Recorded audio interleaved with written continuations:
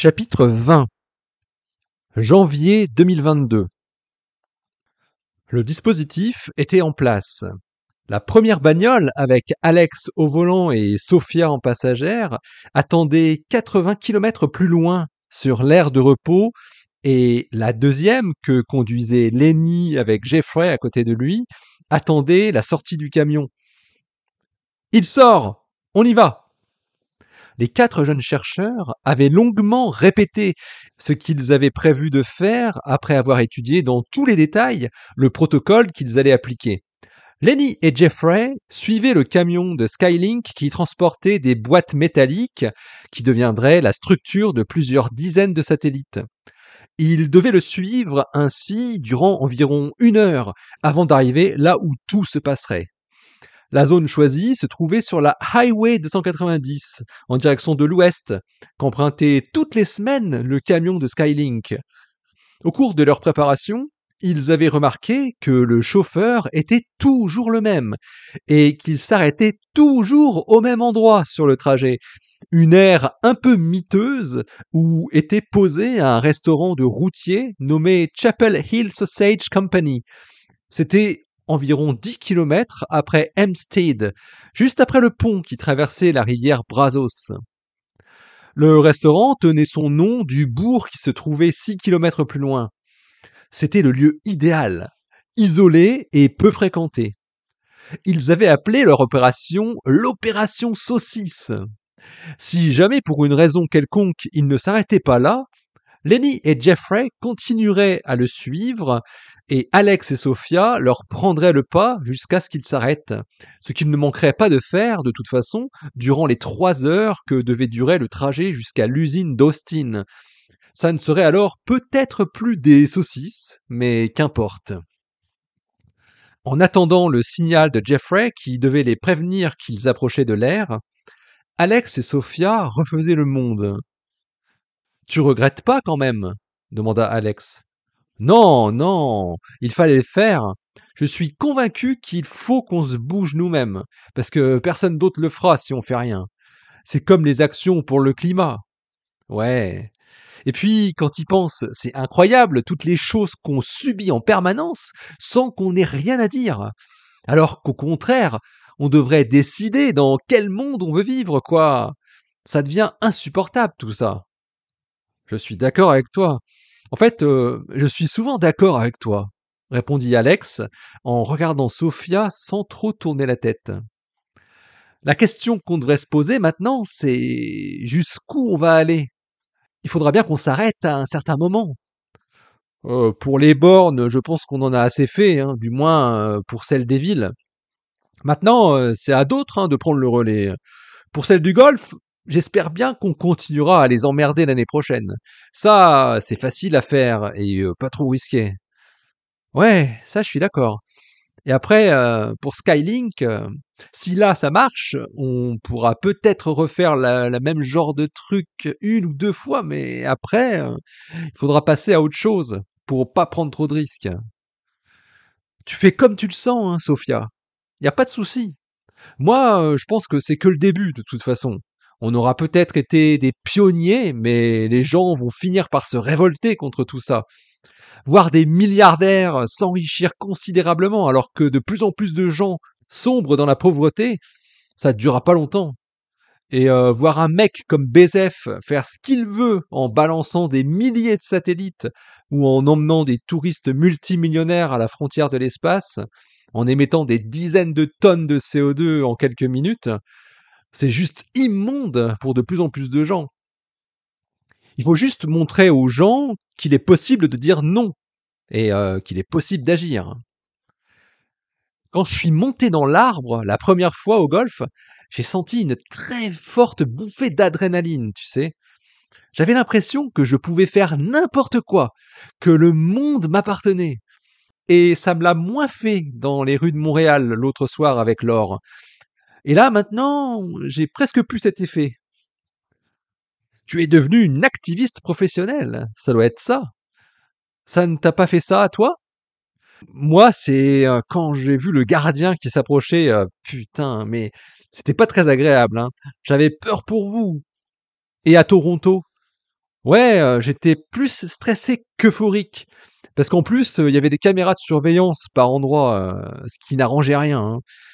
Mais au bout de ma 5e, je me sentais à l'aise, c'était devenu super facile. On a bien réussi quand même, hein. 58 bornes à 9 en une seule nuit, sans se faire repérer, dit Sofia. Ouais, dont 8 pour Sofia Manitori. Ouais, j'ai pas de mérite, hein. Le long de la 138, entre le musée des Beaux-Arts et le jardin botanique, il y en avait une tous les 600 mètres. Mais c'est toi qui en as cramé le plus de nous tous. Moi, j'en ai fait que 7. Ouais, chacun fait ce qu'il peut, de toute façon. On a tous respecté les consignes qu'on s'était fixées, hein. C'était important d'arrêter au bout de 2 heures, je trouve. C'est justement quand on est emporté par l'élan qu'on fait moins attention et qu'on risque alors de se faire choper.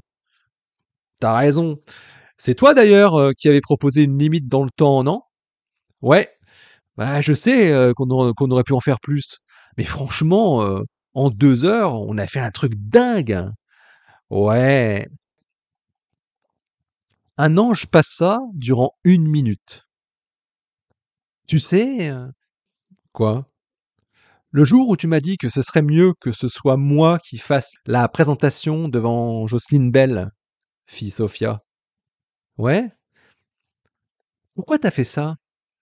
Tu pensais juste qu'il fallait que ce soit une doctorante qui le fasse? Ou bien c'était pour moi? Alex se tourna vers Sophia. Je voulais te faire ce cadeau. C'est vrai? Dit Sophia en fixant Alex. Ouais. Tu sais qu'on pouvait pas me faire un aussi beau cadeau, Alex? Je sais. Sophia se pencha vers lui, posa sa main sur la sienne et l'embrassa fougueusement. J'en avais envie depuis ce jour-là, chuchota Sophia. On est là dans 3 minutes. Vous êtes prêts? Dit Jeffrey au téléphone. Ok, on y va. Je vais au resto, répondit Sophia. On est garé à l'endroit prévu. On arrive. Sophia se dirigea rapidement vers le restaurant pour aller commander un milkshake et le déguster le plus lentement possible en regardant l'écran de télévision d'un œil, ce qui lui permettrait de surveiller les faits et gestes du chauffeur. Alex était resté dans la bagnole avec le matos. Il vit bientôt arriver le camion à l'entrée de la zone de parking. Le type était tellement prévisible. Il répétait exactement la même chose toutes les semaines. C'était dingue. Il avait la régularité d'un pulsar. Il gara son camion vers le fond du parking, comme il l'avait déjà vu faire plusieurs fois. C'était parfait comme ça, puisque la vue était obstruée vers l'avant par les arbres. On n'aurait qu'à surveiller l'arrière. Lenny et Jeffrey arrivaient maintenant et Lenny se gara en marche arrière le long du mur qui longeait la face latérale du restaurant et qui devait cacher les cuisines. Il pouvait ainsi voir toute l'étendue du parking avec le camion sur la gauche, la bagnole d'Alex un peu plus loin au fond et 2 autres véhicules juste devant la porte du restaurant. Lenny et Jeffrey attendirent de voir le chauffeur sortir de son engin et passer devant eux en direction de la porte de Chapel Hill Sausage Company. Ils laissèrent passer encore 30 secondes après le SMS de Sophia annonçant qu'il était entré, puis filèrent vers Alex qui venait d'ouvrir son coffre pour en sortir un grand sac noir. Sans un mot, ils s'approchèrent tous les trois rapidement de la porte arrière de la remorque du camion. Alex guettait la zone, depuis l'entrée de l'air sur la gauche jusqu'à l'entrée du restaurant là-bas à droite, en surveillant en même temps son téléphone, tandis que Lenny et Jeffrey avaient sorti un coupe-boulon massif du sac et s'activaient déjà pour couper la serrure le plus proprement possible. Moins de 20 secondes avaient été nécessaires, comme lors des répétitions. Ils ouvrirent l'un des 2 panneaux et se hissèrent à tour de rôle à l'intérieur, et Alex leur tendit les marteaux avant qu'ils referment derrière eux. Ils s'étaient accrochés l'un comme l'autre une grosse lampe frontale autour de la tête pour voir ce qu'ils faisaient à l'intérieur. Une fois le panneau refermé, Alex se glissa rapidement sous la remorque avec le sac, de manière à pouvoir continuer à observer la zone du parking sans être vu. Ils avaient convenu que Sofia envoie le message OK toutes les minutes si tout allait comme prévu, et autre chose s'il y avait un imprévu. Lenny et Jeffrey découvrirent une sorte de long couloir étroit qui allait jusqu'au fond de la remorque, dans son centre. 2 rangées de grosses boîtes métalliques étaient fixées de part et d'autre sur les côtés de la remorque sur 2 niveaux, qui faisaient chacun 1,4 mètre de hauteur. Elles étaient emballées par une sorte de plastique mou. Le couloir central devait faire environ un peu moins de 1 mètre de largeur. On pouvait s'y glisser et faire quelques gestes. Lenny et Jeffrey en avaient justement besoin. Jeffrey était monté le premier dans la remorque et se dirigea tout de suite vers le fond, suivi par Lenny. Il y avait une odeur bizarre là-dedans. Leur plan était finalement très simple.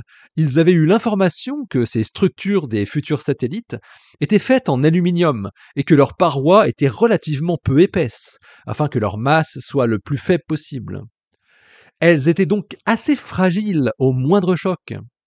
D'ailleurs, on voyait que les palettes en PVC qui les supportaient étaient très bien fixées sur les parois de la remorque pour éviter le moindre choc.